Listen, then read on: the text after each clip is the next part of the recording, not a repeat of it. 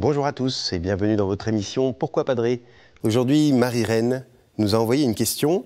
On dit que Jésus a vécu notre condition d'homme en tout excepté le péché.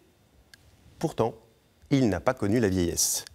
Alors, Marie-Reine a 70 ans. Effectivement, on peut dire Jésus n'a jamais eu votre âge. Et ce que vous traversez, Jésus ne l'a pas traversé de la même manière. C'est exact. C'est une très bonne question et je suppose que beaucoup de personnes peuvent se la poser parce que si Jésus n'a pas connu la vieillesse, il n'a pas connu non plus beaucoup d'autres épreuves que nous pouvons être appelés à traverser. Il n'a pas connu ce que c'est que d'avoir un ami qui est bipolaire. Il n'a pas connu peut-être dans sa chair la maladie. Il n'a pas connu tout ce qui va avec la vieillesse. Il n'a pas connu non plus le cancer, d'avoir des enfants qui vivent des difficultés. Il n'a pas connu des familles divisées, enfin sa famille divisée. Beaucoup de choses, Jésus ne l'a pas vécu. Alors pourquoi dit-on, et c'est une citation d'une des prières eucharistiques, c'est-à-dire d'une des grandes prières qu'on dit pendant la messe, Jésus a assumé, vécu notre condition d'homme en toutes choses, excepté le péché. Jésus, même s'il a vécu jusqu'à 30 ans, qui pour l'époque était un âge déjà respectable, n'a pas connu tout ça. Pourtant, nous croyons et nous disons, avec les pères de l'Église, et en particulier Saint Grégoire de Nazianze, que tout ce qui n'est pas assumé n'est pas sauvé. Mais ce que nous croyons et ce que nous savons, c'est que dans l'incarnation, Jésus est venu assumer toute notre humanité.